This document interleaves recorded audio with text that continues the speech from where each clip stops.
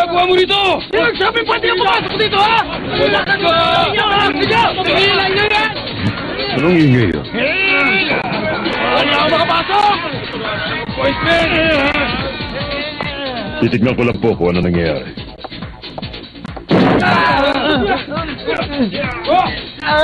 Pasensya na po! Talaga ayaw paawat! Ito ba si Mr. Anayama?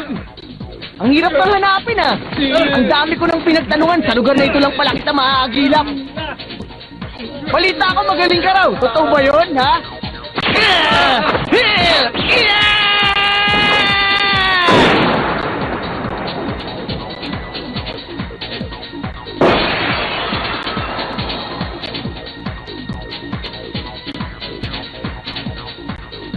Kung talagang magaling ka, akong labanan mo.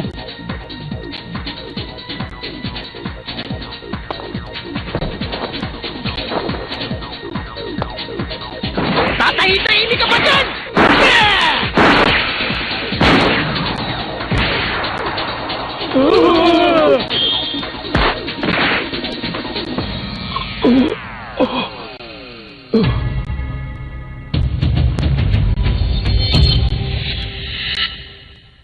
Mr. Hanayama! Mali ang balita, hindi ka pala matindi.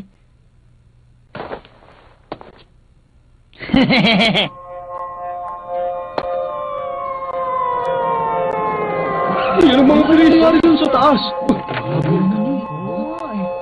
Pambihira naman, mga pulis. Siguro tinawag ng mga natakot sa nahulog na mesa. Ano nangyayari dito? Sige na, magsalita kayo. Anong gulo ito? Pasensya na, sir. Pinauurong ko sa mga tao ko ang mesa. Nadulas sa kamay nila at nahulog. Anong nadulas? Kung nadulas lang, paano mahulog ang mesa sa labas ng pintana? Siguro may away na naman kayo ng grupo niya, Toma, no? Magsabi ng kasi ngayon ng totoo. Maniwala kayo, sir. Disente kaming grupo. Wala kaming alitan kanino man. Hindi mo siguro akalaing mapapalood ka sa sipa ko, no? Ikaw ang tipo ng kalabang matagal ko nang hinihintay.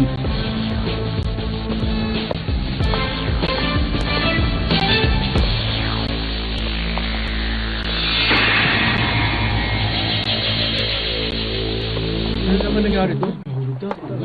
Gusto tayo dito talaga yung palagi. Grabe, nahulog yan eh.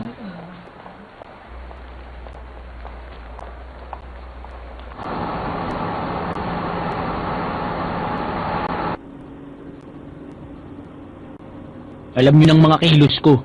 Nalaman yung pupuntahan ko si Hanayama. Si Mama nagsabing baka pumunta ka ron.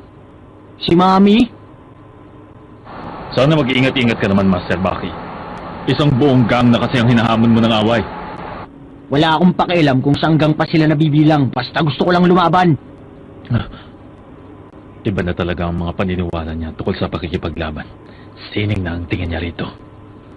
Mr. Nikukawa, napakalaki talaga ng mundo, no? Huh?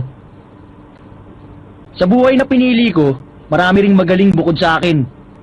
Ang totoo, natatakot din ako sa ilan sa kanila. Mr. Hanayama! Tama na po! Ang titigas, ayaw umamin. Mr. Hanayama! Bakit siya nagalit lang sa mesa? Ano ba yun?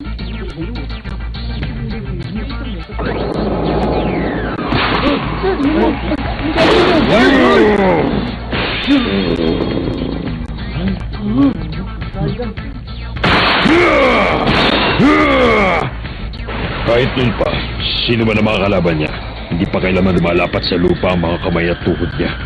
Ibig sabihin, hindi pa siya nakakaranas sa pagkatalo. Ang karangalan ni Mr. Hanayama ay karangalan din natin lahat. Kaya nang mapabagsak siya ng hambog na batang, naiurakan ng tangal ng Hanayama Kinye. Lapis siyang naisulto.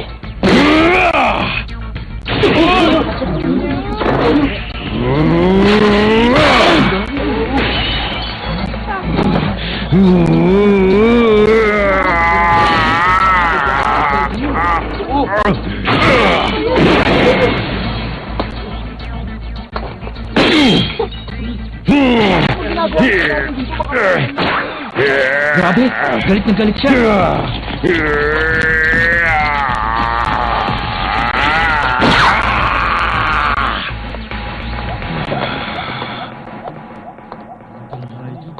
Arestuhin ba natin siya? Hindi niya yata kailangan. Sarili naman yung kotseng winasak niya. Pabayaan na lang natin. Pero sir, Biro mo, nagawa niyo ba sa akin yan? Sino mag-aakalang isang 15 anyos lang ang halimaw na yan? At pinuno siya ng isang gang. Pero sayang yung Cadillac, bagong-bago pa naman.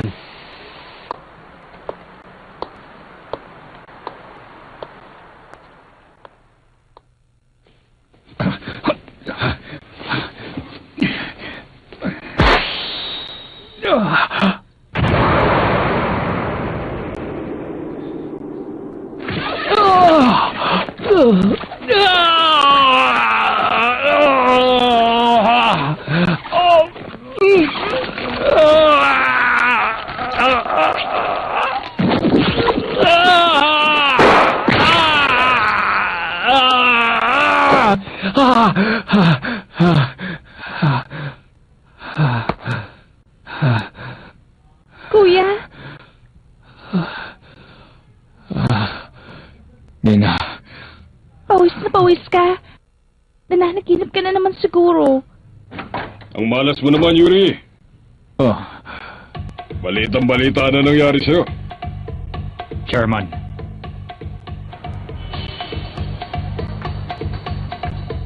Walang nakakakilala sa'yo nang una kang tumuntong sa bansang ito. Pero dahil sa akin, nagkaroon ka ng pangalan. Kaya tinuturing kitang isa lamang alagad ko. Ituring mo na ako kung anong gusto mo, Chairman. Pero kailanman hindi mo maaalis ang pagiging Jim Grill ko. Ha! Sawang-sawa na ako sa kaka-Jim Grill mo! Huwag mo insultuhin ang lahi namin, Chairman. Marangal ang kasaysayan namin. Mga tunay kami mandirigma. Wala akong pakialam kung saan lahi ka galing. Malaking perang nawala sa akin dahil sa'yo. Napakawalang puso niyo naman! Ah! Teka, hindi ba't ikaw si Nina? Baka gusto mo bawian ng perang natalo ng kapatid mo. Bitiwan mo siya! Sige na, para makabawi sa akin ang kapatid mo. Hayop ka! Kung akala niyo palalampasin ko na ang kasalanan mo ito, nagkakamali kayo. Hindi ako hangal. Batang-bata, sariwa, magandang kuti, sigurado malaki ibabayad sa'yo. Tama na! Magtigil ka! Wala ka ng pakinabang dahil lumpo ka na. Narinig mo? Lumpo! Bakit?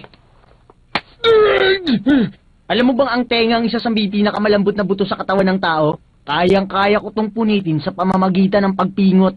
Gusto mo bang makita? Hindi, ayoko! Lumayas ka rito! Tandaan mo, makakatikim ka rin! Ako sa'yo! Bakit? Hindi ako makapaniwala. Buhay ka pa rin pala.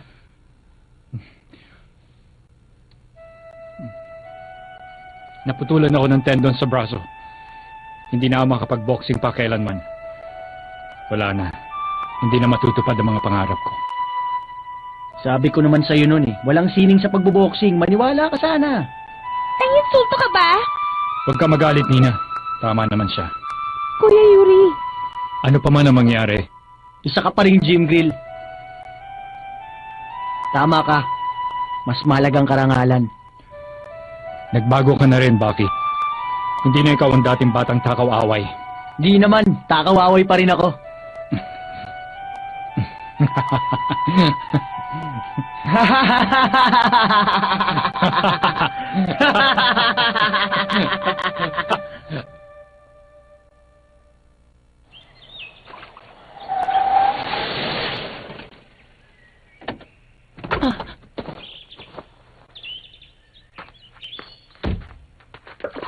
Master Sura, kayo pala. Hintayin mo ko. Opo.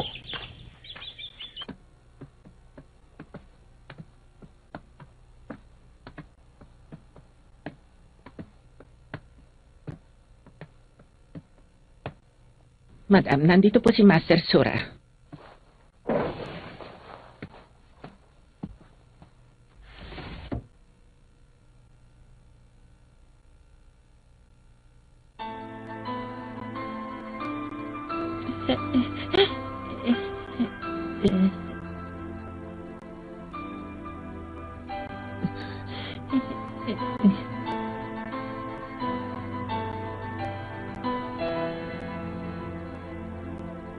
Mama, bakit ang bango-bango nyo? Naglagay kasi ako ng pabango. Galing sa Pransya ang pabango ko at gawa sa katas ng taludok na rosas. Mahilig po ba kayo sa rosas, Mama? Oo, yun ang paborito ko.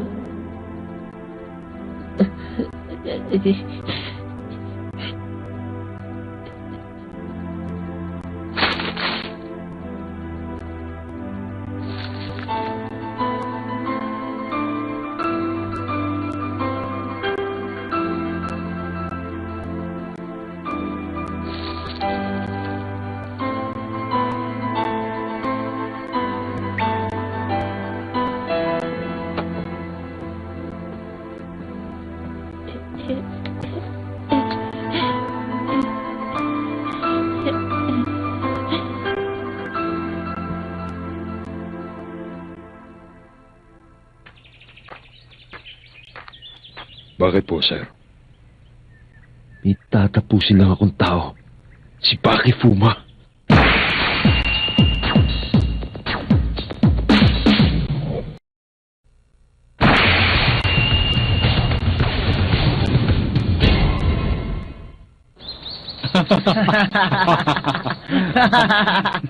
O paano, Yuri? Dadalaw na lang ulit ako sa'yo. Aalis ka na ba? Bakit hindi ka magtagal kahit konti? Hindi ako pwedeng magtagal. Sa ibang araw na lang. Magpagaling kang mabuti, Yuri. Para matuloy ulit ang laban natin. Sisiguraduhin ko sa'yo hindi na ako matatalo. O sige, salamat sa pagbisita. Mauna na ako. Baki. Baki. Ang ginawa sa akin ng higanting yun, parang hindi ito... Yuri. Hindi ba't hindi naman totoong natatalo sa laban ng isang gym grill?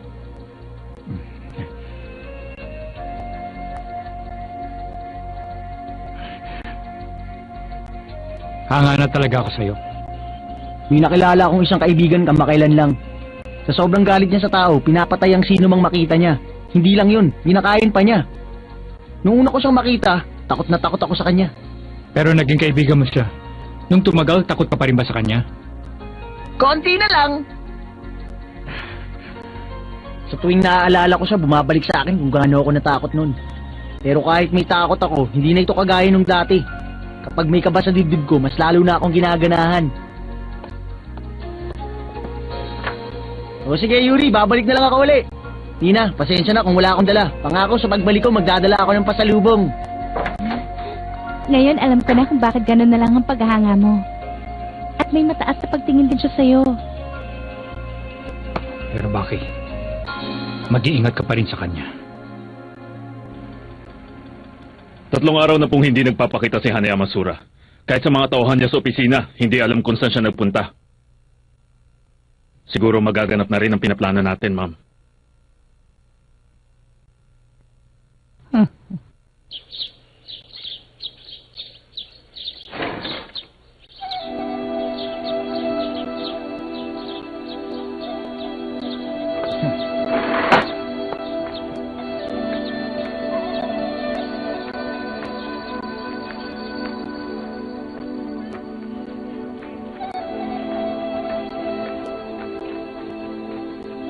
Nagbago na ako. Hindi na ako tulad ng dati.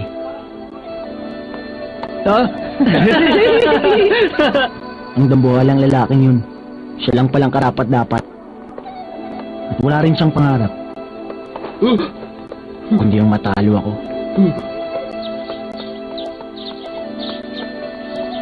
Wala na sa akin ang nakaraan. Ang kahapon. Nang puro bulak-bulang ang alam ko. Siya na lang ang laman ng isip ko.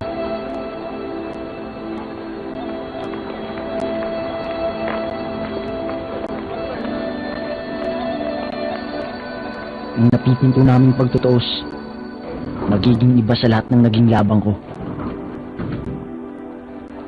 Sino mag-aakalang papayag siyang labanan ako? Kakatwa. Pero walang nakakaalam na halos magkasing edad lang kami. Kahit isa pa siyang dambuhala sa laki.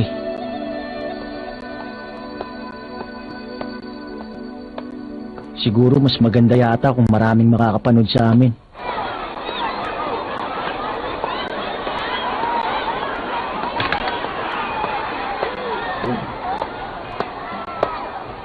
Ano, Mr. Hanayama? Dito ba tayo maglalaban? Oh! Jesus sa'yo!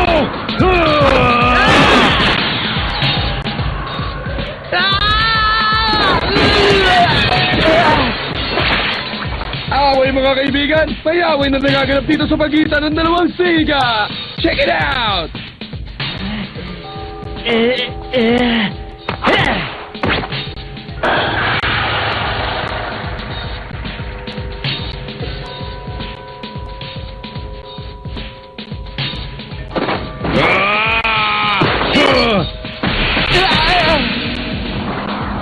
Mas masahol pa siya kaysa sa Night Devil 8!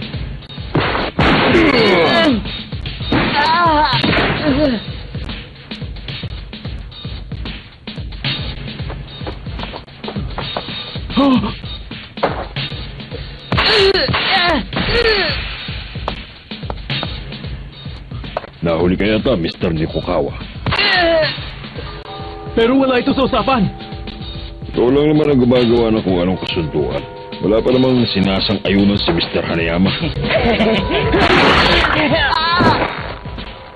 Maaaring isang asang puma, pero hindi pa rin sa karapat-dapat sa pinuno namin. Kaya yan, tinuturuan siya ng isang mahalagang leksyon.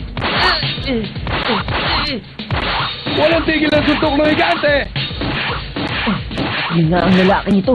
Bukod sa daddy ko, sa palagi ko, sa lang taong kaya sumuntok ng walang kataguran.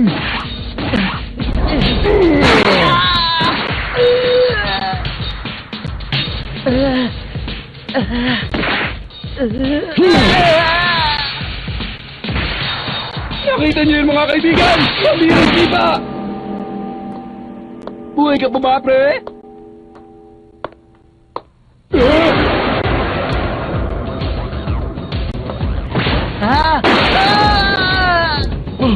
Gusto ba niyang patayin siya? Bakit naman hindi? Hindi, pigilan natin sila! Ay, oo nga! Gusto mo bang mamatay? Pauuwi na niyang amo mo. Anong ibig mo sabihin?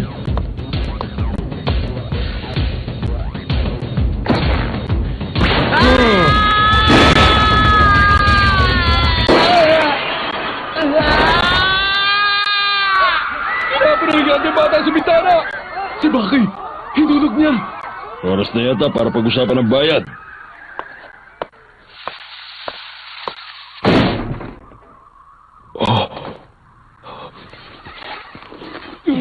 Tingnan niyo! Hindi maaari! Ang galing! Nagawa pa rin niya makakyat dito! Akala mo ba malilipid mo ako ng ganong kadali? Kanina pa kita pinagbibigyan ng damulag. Tama ng laro. Manda ka sa akin, pupulbusin kong dibdib mo! Lalaban pa rin sa kanya yung maliit! Sige, Let! Kaya mo yan!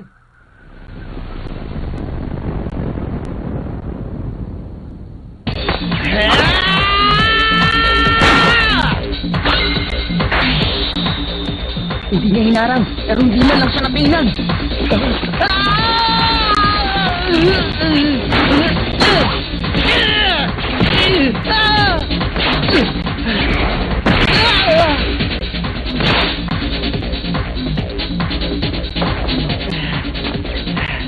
Bumaka ng kapit sa kanya! May higpit ang kapit mo. Pero hindi mo ako matatalo sa ganung taktika lang.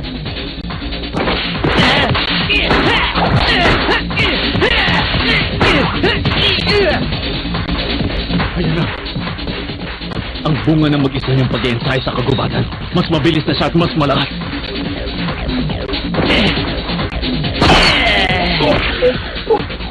Naku, maaari siya mamatay niya! Mr. Hanayama!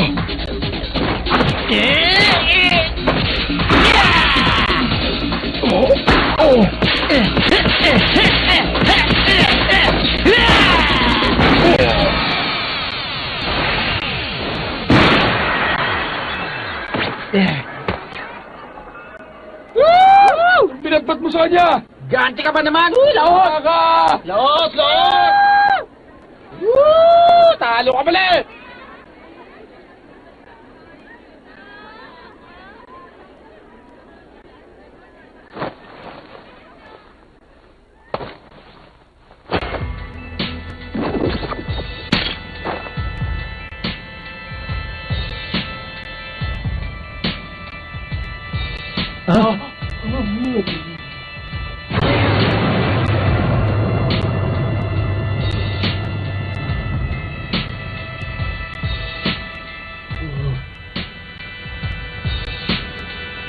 Anong ibig sabihin ng tattoo sa katawan niya?